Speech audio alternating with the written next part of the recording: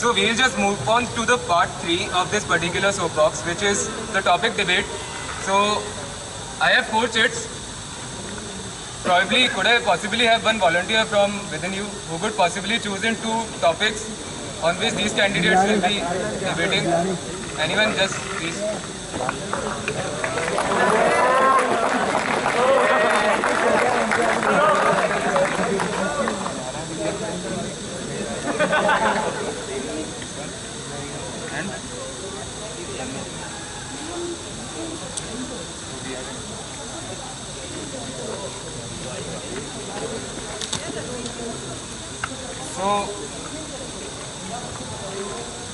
So we have 2 topic of the debates. The first one is discuss upon the role of academic council and its future scope towards making academics and research more engaging. And do you feel that there is a need for better recognition towards academics and research excellence inside the institute, or make academics and research glamorous? If yes, what do you propose? I mean, would you like to start off? Fine. So in my groundwork, I found out that people are not attracted to co because उनको पता नहीं कि उनको क्या क्या मिल सकता है, recognition मिल सकता है कि नहीं रिसर्च करके, आगे कुछ अवार्ड वगैरह मिल सकता है कि नहीं रिसर्च करके. People are attracted to non-core activities, sports, cult, because they feel कि अगर उन्हें वहाँ पे मचाया, वहाँ पे कुछ किया तो उनको वहाँ पे रिकॉग्निशन मिलेगा. So I agree with the point. We have to make research glamorous. We have to show people अगर वो रिसर्च करेंगे तो उनको कुछ मिलने वाला है उससे, उनको रिकॉग्निशन मिलेगी, उनको इंसेंटिव्स मिलेंगे. So if you would see in my manifesto एक academic awareness करके section है, and that is precisely for that. Institute बहुत सारे प्रोग्राम ऑफर करती है, URA, यूरोप, कॉन्फ्रेंस फंडिंग वगैरह, जिनके ऊपर एंड स्कॉलरशिप्स भी होते हैं रिसर्चेस के लिए. तो इन सब प्रोग्राम्स के बारे में लोगों को जानना बहुत ज़रूरी है, ताकि they can plan, they can actually go for that research. उनको अगर it's like stick and carrot, if you can show people that अगर वही चीज़ करेंगे उनको रिकॉग्निशन मिलेगी, उनको अवार्ड मिलेंगे, तो they will go for it. Point right now is people are not going for research because उनको लगता है कि भाई रिसर्च करके पता नहीं कुछ मिलना है कि नहीं मिलना, हम लोग रिसर्च करेंगे बस एक रेज्यूमे पर ऐड होगा और कुछ नहीं. So that's why I want to make people aware of these programs and of the benefits of research. And even in my manifesto, if you would see the section on promotion of undergraduate research, the first 4 points. The first 4 points are for the first year students. It is to get them enthusiastic about research. There was a program called Enthuse a while back, wherein professors आते थे and mess में एकदम informally बताते थे अपने research के बारे में, and उसका response बहुत अच्छा आता था and people were attracted to research. Similar programs मुझे इसलिए first year students को one of my key points in my manifesto is giving students in the first year a taste of research, a taste of core engineering, and such that कि वो इस topic पे जाएं. You are done. So Vishnu, you may start now.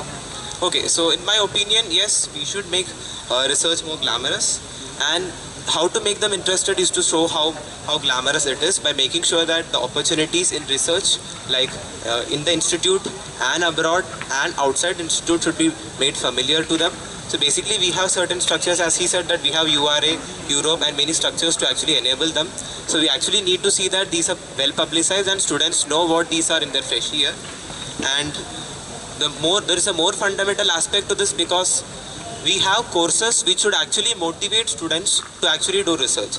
So the courses, especially the lab courses, which are actually like a training for students to do research, they should be restructured in such a way. As I put in my manifesto point, this restructuring will actually help students to learn the experimentation part and gain enthusiasm in the practical courses, to see how useful it is, and they'll actually gain the set of skills basically from the course. So my main aim is to see that the courses are made or courses are upgraded so that they actually supplement them and motivate them. Apart from that, as we know, we are actually having lot of opportunities in core and non-core, and there is an existing stereotype. There is an existing stereotype in the institute about the core courses, which we can move by having speed mentoring, where they can actually interact with the alumnus and get it done. And industrial learning program is one way which students can actually have a exposure to industrial research. And apart from that, I intend to start a technical cell for entrepreneurship, because IIT, being a technical institution, can actually cater the demands of technical entrepreneurship and help students frame a proper startup model out of the existing socio-technical and technical ideas. Yeah, you are done. So following this particular thing, we will be having a debate for 6 minutes, wherein each candidate could possibly ask in their doubts to the other one. So So you said we have to restructure the lab courses. Agreed. That is a very very nice point. Restructure करना है lab courses को. But again in the manifesto I've written work with faculty in researching lab courses. There are 15 departments, over 20 departments, and over 100 lab courses going on each semester. So even I want to do this. How I want to know? Are you going to work with the faculty in ensuring this? So being a GSA square, I will be a part of the Senate. Being a GSA square, I can definitely be a part of the Senate, and we can see that UG APEC actually puts down an instruction or an initiative as a part of my request to them to see that they boil down to the DUGCs to actually reflect to request for a restructuring of lab courses. That is already being done by the Dean AP and the HOD. I believe that there is no student participation in it, and basically being a student I can involve in it and put up a student's perspective, which is very important. The same perspective is given by the DP. Point is कि आप अपने जो आप senate पे point raise करोगे, you can because हर lab अलग होती है. You can just give an overview can कि हम लोग को experiment mode, you can focus on design, you can focus on more practical part, but it's up to the faculty at the end of day कैसे करने वाले हैं, and up to the departments की कैसे हर जगह इंप्लीमेंट होगा. How are you going to oversee this? How going to make sure it is implemented? So basically, once the UG APEC instructs or boils down to the fact that the DUGCs should actually discuss it with the team and see that it is implemented. So basically what we can do is, as I've already implemented it in my department being a DAMP mentor, we can see that the DAMP provides valuable inputs to us so that this can be provided to the DUGCs through me. Okay, so you have done in your department, but that does not justify कि आप 15 department में 100 lab courses में कर सकते हैं. And again the point is I agree कि होना चाहिए, but I still have a doubt on how you're going to implement it. Okay. Last minute. Fine. So basically the idea is to see that I use my position to see that we collect or we unite students for this cause first of all, and see that we can actually help faculty. As I said, we go together with the faculty. We actually have a discussion with them, and this has to involve a lot of debate and discussion to see how each department will respond to its requirement. It can be done with considerable help from the department academic mentorship team, because they actually know what problem the students actually face. So this can actually be routed through me to the UG APEC. And I believe that this will actually help students to a greater extent, because the basic foundation for research starts in every lab course. Vishnu, it's UGPC, not UG APEC. UG APEC is also a body, and there is a UG APEC. But concerned body is Program is made by UGPC. Yeah, we have UG APEC and UGPC, both are involved in it, But basically. as far as the changes related to curriculum is concerned, I said Senate. I said Senate is Senate. the supreme. I mean, it's the supreme body. Senate. It has to go through Yeah, UGPC. I'm talking about the hierarchy. I'm just correcting the facts. That is it. I'm just talking about the hierarchy. These two are parallel bodies and have different functions. Yeah, I understand Yeah, that. is Basically, it. I want to So, decentralize you stuff could now. possibly start your question. Basically, you did not mention about how you will actually promote technical entrepreneurship. So, do you intend that it should be handled by the ECEL totally or the other bodies, or what is your opinion on this? Why not a GSA square take a stand on having technical entrepreneurship promoted? Speak Can you about it. repeat the question? What is your stand about technical entrepreneurship? You didn't basically speak about it as to how it has got a lot of potential. So basically, you didn't speak about it basically, okay? As to how you are going to make use of the technical entrepreneurship to promote technology and research. Okay, so I have talked to the science CEO. If I'm allowed to quote, Ganesh. No. Nothing. Okay, so I have talked to the teams involved, to the ECL team and all, and what the sign wants, it's both fine, right? Sign. हाँ ठीक. So what the sign wants is more student कोई अगर student body उनके जो programs हैं उनमें जो काम कर रहे हैं उनको लोगों तक पहुँचा पाए कि उनका sign का काम क्या है. That's what they want from the academic council. And that is what I'll be doing. I'll be projecting what the sign does among the student body, and I'll be making people aware कि कौन से projects चल रहे हैं, कौन से startups sign कर रही है, and आप इसमें कैसे involve हो सकते हैं. That's how I'll help sign and the ECEL. But there is a basic flaw in as you discussed, because the main reason why many technical ideas or socio-technical ideas transform into a startup is because there is no solid startup model that investors would actually come and fund it. So for an investor to come and fund it, how will you actually help the students to make up a solid startup model? Without a solid startup model, you cannot put it in the ECEL boot camps, or you cannot incubate it in SIGN, because no investor would be ready to work on a risk wala socio-technical project. If there is some risk associated with every project or every idea that you want to do, how would you tackle this? So I'm just being a mediator between the students and the sign. And sign will, sign has its own ideas. Sign has its plans on how to bring in students to, जो अपने startups करवा सकते हैं. And ECEL has its own events. And उसमें भी ऐसा नहीं है कि जिनके पास investment पहले से वही इसमें आ सकते हैं. Even those एकदम basic ideas. Even I have participated in the Eureka competition, and my team we had just an idea, and it made a presentation on the stage. So it's not that you have to have investors before you give an idea to sign or give an idea to ECEL. ECEL is in itself wants to bring in people who just have an idea and make it आगे बढ़ाएं and make it a startup. I'm talking about having a proper startup model which would be accepted. How would you ensure that? Because if you don't have a proper startup model, why would an investor, or how would you ensure that whatever you collaborate or cooperate, how would you ensure that they are successful in implementing this? Because a success rate is dependent on how much risk is involved in the startup you are actually. No, just tell me one thing. How is it related to the topic which we are supposed to discuss? Because I'm related to it's regarding technological entrepreneurship. It involves research. Okay, you can get it. Okay, so I'll be doing this in collaboration with STAB, SARC, ECEL and the sign. And my point is I'll be providing them, the research facilities. अगर किसी को entrepreneur, my role in this will be a mediator to, between ECEL and sign and the startups. अगर उनको कोई lab facility use करनी है, I'll make sure, जैसे मैंने manifesto पर डाला है, I'm creating a database of research facilities and running projects. तो यहाँ पे जो भी lab facilities उनको use करवानी है, उनकी permissions मैं उनको दूंगा. उनकी जो भी मैं उनकी permission करवाऊंगा. And I'll be, facilitating them to facilitating the bodies ताकि अपने जो startups हैं वो आगे आएँ and sign and ECEL के through आगे Done. The time is finished. We'll just move on to the second topic, which is in relation to the conference funding. I would like the candidates to answer me the current status, the reason for the present scenario, and their views on it. And if there are any alternative ways to cater to this problem, they could also possibly suggest the same. So basically, this is a groundwork check question to these candidates. Okay, so I start. Yeah. I mean, Vishnu, do you want to start? Fine. So the conference funding right now has been stopped for UG students, and it is only available. अभी सिर्फ PhD students इस conference funding को use कर सकते हैं. So what is conference funding first of all? So conference funding is अगर आपने कहीं paper publish कर लिया and वो किसी conference में present हो रहा है, तो आप वो conference में जाके खुद उसको present कर सकते हो. And whatever funding is given, funding जो भी इसमें involved, that is given by the institute. And now only PhD students के लिए किया गया है. Point being, they want to promote PhD research, and a lot of UG applications are coming. So that was the problem.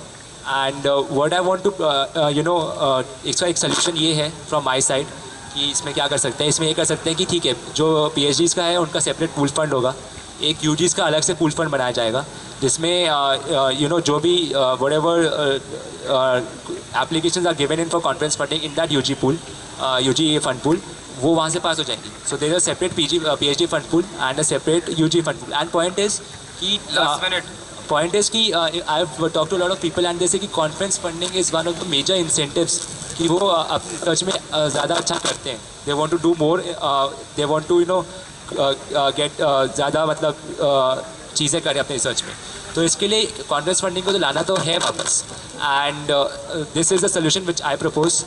And क्योंकि ये just एक दिन पहले ही हमें क्वेश्चन बताया गया, I have to check on the feasibility, but I think it's very very feasible अगर separate UG fund pool हो and separate PG fund pool. Okay, so basically currently the conference fundings are not allowed for BTech and MTech students as decided by the Board of Governors recently. So basically, as we know that in a conference funding, what happens is that you put an abstract of your paper and you wait for an approval from the, there is a committee involving 4 professors which actually approve it based on the quality of your research that you are putting it up, and based on the quality they actually approve your approval for a funding basically. So based on this quality they can move ahead with how they are going to fund you, and there is a preference order in the conference funding that the BTechs and MSCs are given the least preference. So first of all, if I would try to see that the preference is not based on branch but based on the quality of research done. And that is one thing I would like to change, because there are a lot of good quality research papers which come from UGs. I would like to change the preference for BTechs in funding, because it's currently PhD is high and BTechs are the lower strata. And for a temporary solution, we can also see that some of the alumnus can actually fund it if we put it up in advance to them, so that they can actually, if they're interested, they can fund the project. And yes, there are many other funding sources that the professor can actually give the student, like the IRCC Last funding. 30 seconds. Like the IRCC funding, if he's working on an IRCC project, or the professor himself can deviate or divert funds from IRCC based projects to the students depending on a case to case basis.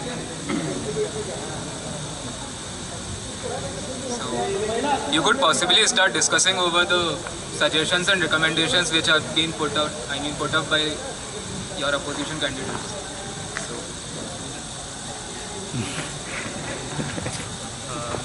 I mean, if nobody wants to start, then I'll just flip a coin. But that will take time. Okay, so basically I just want to know how you will set up this UG pool of, how you will set up a separate UG pool of funding, basically. Just to know, just interested in knowing, because that involves more of a complicated and process which involves more higher authorities at the end of the day. So just your opinion about it, you know? Yeah, the same thing you suggested from the alumni and to the IRCC funding. So that are the ways I'll get the UG fund pool, and I'll also be putting an application through the director to MHRD कि इसका एक permanent fund pool हम बना सकें. Okay. I mean, you have 1.5 minutes left. So moving on to another point, do you believe that there should be a preference for the BTech students over MTechs or PhDs, or you feel that the current existing system is okay? I agree कि PhD students का funding PhD students को जो उनके research उनका promote करना बहुत important है, considering कि we have a lot of brain सारे जो अच्छे PhD स्टूडेंट्स हैं they prefer to go abroad rather than study here. So the conference funding PhD के इंपॉर्टेंट पॉइंट है, but again at the same time as you mention quality of the work, a lot of UG students do more quality work than MTechs and the PhDs. So again I agree with you, quality of the work के basis पे ही we should decide whether person should get conference funding or not. And what I feel is we should have a separate pool fund for both these things. PGs के लिए अलग, UGs के लिए अलग, ताकि UGs don't feel कि just gauging the quality of work काफ़ी non-transparent हो सकता है. To make the system more transparent, we can have a separate UG fund pool, separate PG fund pool, ताकि UGs का जो भी basis है जो भी उनका करना है they can get it from that pool and PGs का अलग. So we are not, फिर नहीं तो there will be fight, there will be debates कि quality of research को gauge करना it's not easy. But doesn't what you said just counter the fact that you're differentiating between a UG and a PG in a funding case, and you say that we should give them more preference? My point is that gauging the quality of work, it is not हो नहीं सकता, क्योंकि research एकदम अलग अलग चीज़ों की होती है. You can't gauge research done in like nanotechnology with research done in mechanical. दोनों एकदम अलग जगह है. And how can you gauge कि भाई एक बंदे ने ज़्यादा रिसर्च बेटर रिसर्च नैनोटेक में की है एंड एक बंदे ने रिसर्च बेटर मैकेनिकल में की है. So why do you need a separate fund pool then? Why do you want to make counterintuitive statements at the end of the day? I'm not making counterintuitive statements. I'm saying कि ठीक है quality of work is one aspect, but if like the committee में काफ़ी pen होते थे quality of work जज करने में, तो इसलिए यूजी के लिए सेपरेट, पीजी के लिए separate. I mean wouldn't it make it smoother? एक यूजी का सेपरेट फंड पूल हुआ, उसमें से यूजी जा रहे हैं, पीजी का सेपरेट हुआ, उसमें से पीजी जा रहे हैं. You are making logistics more complicated than What is complicated in having two separate fund pools? It is easier actually. It's same fund pool होगा तो there will be debates and. That is it. Now Shubham, you could possibly start. Okay. So my point is कि how are you going to get IRCC funding? I mean, have you talked to IRCC if they are ready to give funds on this? So basically there are a lot of IRCC funded projects that each professor works on, and to actually have a paper put up for this financial support for a conference funding, you need the assistance of a prof to show that the work was genuinely done under him. So most probably you can actually, if the professor wishes at his discretion, as I said earlier, he can actually divert the funds from his IRCC project to support a student, which is allowed as per the existing structure. So it is just a matter of just diverting it on a case to case basis as we want. Fine, I agree. You have water. So that finishes the third part of our soapbox. So I'll just request the Insight members to ask their respective questions whatsoever.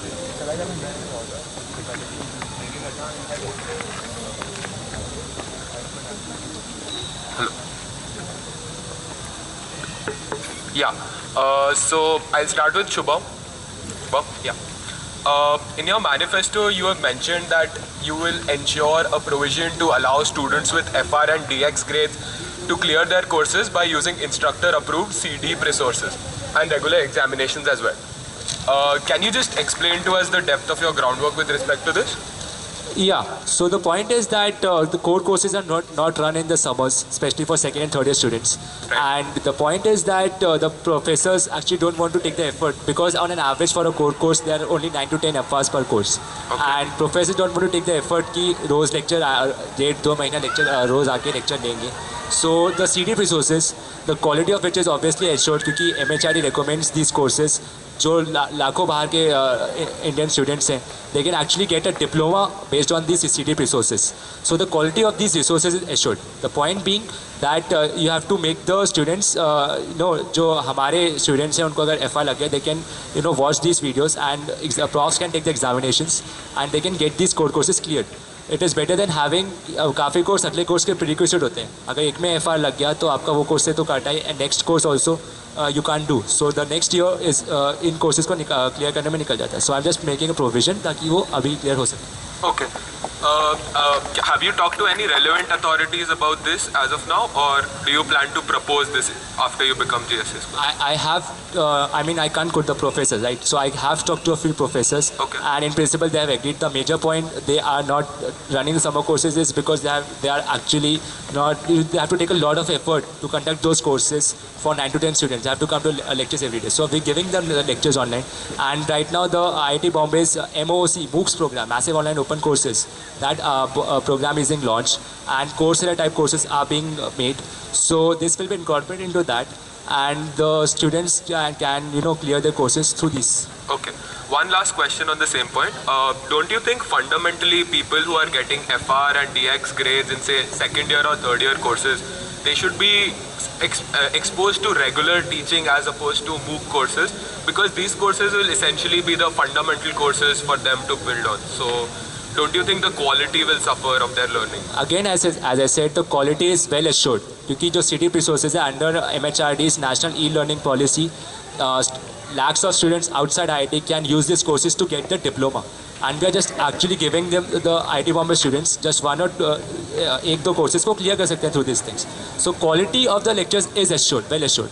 The point being on examinations, the professor can conduct the examinations, and All right. fine. Thank you. Shubham, you've also proposed to introduce a common honor code universally binding to all departments. Will it be based on the chemical department's honor code? No, it won't be based on the chemical department's honor code. There is an HOD meeting which is headed by Dean AP involving all HODs and the Dean. So उसमें हमें ये propose करना है जिसमें जैसे MIT, Stanford, all top universities have a very strong honor code, and that is why the image of IIT Bombay is suffering outside. जैसे आपने देखा होगा 2 साल पहले स्टैनफोर्ड से एक लेटर आया था IIT बॉम्बे में कि वहाँ पे एक यहाँ से स्टूडेंट गया था and he was cot cheating, and the blame came on IIT Bombay कि यार यहाँ पे एक ऑनर कोड नहीं है, स्टूडेंट्स यहाँ पे आराम से चीटिंग करते हैं. The question is not about the importance of having an honor code. So it won't be based on the chemical honor code. It is quite harsh in my opinion. So that will be discussed with the HODs and the Senate and will be proposed likewise. Yeah, but if it has to be a universal honor code, you have to expect the chemical department to get on board with it, right? Yeah. And a lot of attempts have already been made for this in the chemical department. No, the point is कि if we get all the HODs in consensus with this, the chemical department will agree to this. Okay, it might. So the second question is, for this honor code, will it be based on the likes of MIT and Stanford, as in it will be a voluntary from the students, or will it be binding like the current one? So what the present council and the ICP team had proposed, that with the honor code there would be a penal code. So honor code is a pledge wherein you take a pledge that you won't be doing any malpractices. Penal code will involve imposing penalties on these malpractices. So without the penal code, the honor code will not be effective. So the honor code will also involve a penal code. That's what I propose. Okay, fine.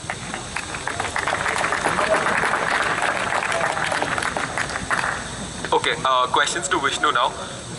Your manifesto states that, I'll just paraphrase my understanding of your manifesto, so correct me if I'm wrong. You have stated that you want to offer students diplomas in case they are unwilling or not capable of completing their BTech program. Do you think IITs currently have the power to hand out diplomas instead of BTech programs? Okay, so we have an existing structure of postgraduate diploma which was approved by the government for the institute basically. Right. So in my groundwork, as far as I know, we can explore the possibility of boiling down the same to an undergraduate level, and we have supporting data to actually support the fact that we need a diploma because we have a lot of ARP cases on rise and we have a lot of extension cases on rise, and keeping this in mind, we can explore the possibility of putting this up in the Senate, and with the supporting data, I believe we can actually boil down to a better structure of diploma right from the existing structure of a PG diploma. Okay, I just want to understand the data that you have mentioned. Can you give me a rough number of how many people are unable to complete their degrees even after getting extensions for 2 years? So I'm talking about a BTech student who stays in IIT for 6 years and is still not able to complete his degree. Okay, so moving, I would first cite upon the ARP cases. So we have around say 30-40 cases of ARP on rise every year. Right. And being in ARP, they have to undergo load shedding. So at the end of the day, as they shed the load, looking at the current rules and regulations which are not properly framed from ARP, these students actually are bound to face extension. So looking at the cases which are bound to face extension and the cases which we already have, I believe that is a rough estimate. No, my question was not people who will get an extension, but people who will not be able to complete their degree even after getting an extension. Okay, so there are quite a few cases like this. So around say if I look into, it has to be batch specific because again it depends on the strength of each batch. So on an average say... assume a batch size of 850. So I have a batch of say 23 students and we have around say 2 to 3 cases of on a batch. People who are not able to complete their degrees not after able 6 to years. complete and they had got an extension. Okay, so don't you think this provision that you will make will in fact incentivize students to not complete their degrees and move out of IIT Bombay? Basically this is actually kept optional for the students because I feel that the time is quite valuable for the students, and if they realize the fact that they are not fit for it or they are not casted for engineering, it's kept optional in again. Okay. We are not going to chuck them out at random. It's kept optional for them, and if they wish to leave it, then they can. So it's an optional case first of all, and this is done because there are a lot of cases of extension. Apart from that, time is quite crucial for their growth, and this is a crucial time when actually one frames his future. So Okay. looking into consideration the future aspirations and in mind, I feel that we should open up an option. Currently, the department, DUGCs, do not allow students to convert from dual to BTech unless they have a track record that is sufficiently bad. Now you are keeping this option open to students on their own free will that they can in fact leave the institute with a diploma. Okay, so basically it is not upon their free will. They actually have to go a process which is set by the Senate, or there will be a set of rules and regulations obviously. Okay, so can you give me some parameters like CPI criteria or Okay, something so that will moving on to CPI criteria, it will be discussed say by the set of professors, and it will be set upon the fact, just like you said, that we have a dropout policy for TDs and BTechs. So Right. and first of all, and it's actually voluntary for disinterested students also. By disinterested, do you Yeah. mean a student who wants to pursue photography after coming to IIT Bombay will be allowed to leave with a diploma? Yes. Yes. Basically, we would like to see that if they want to pursue something else, there is no point forcing them to continue in the system. Don't When you think this will harm IIT Bombay in the long run? it will not harm IIT Bombay in the long run, because we will actually produce more quality engineers in the long run, rather than having people who But just... you're in fact wasting seats of a few candidates who could have gotten. So you have a batch of 850, of which 100 people will want to drop out because they just want to do something else. wasting of seats is a matter of the admission process basically, and that has to be handled by the admission team, or it has to be handled at a different level. What I want to see is that even if they come in through the admission process, why do we want to have people who just force themselves to be here? We just do not want... See, there can be a flaw in the admission system, that is one thing, but at the end of the day, do we want more quality, or do we want to look upon statistics of topic? Point taken. Okay, Vishnu, the second question for you. You want to introduce a students committee for leadership and development to take up issues with the government. Can you just talk about what kind of issues you think this committee will take up? So basically this will be an informal group of students who come together to discuss on national and social level issues basically. But if it is headed by the GSA score, it will not be informal, right? Informal in the sense that like the discussions and stuff. We do not intend to make PRs out of these basically. That's why I said it will be an informal. We do not intend to make more PRs in the institute. That is why I quoted the term informal basically. So this would be just so that they can discuss these terms, and as the PG Academic Council did this year, we can run a signature campaign to convey our decisions to the government, and if it can make a difference, it would be great. So basically this is to help people who are preparing for civil services and people who want to have a taste of politics. So basically to give them a sort of basically a discussion forum so that they can discuss with each other and evolve in their skills.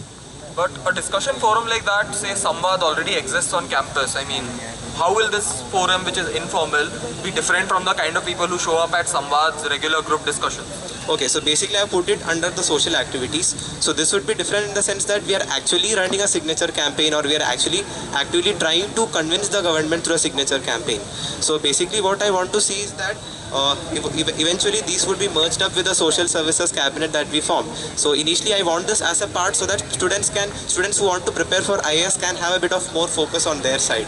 But when you draw the parallel to the PG community, what they did was first they found a problem and then ran a signature campaign to solve it. You are suggesting that we will get the capability to run signature campaigns when there isn't currently any problem that you're trying to solve. Do you get? We are coming to the national level issues actually.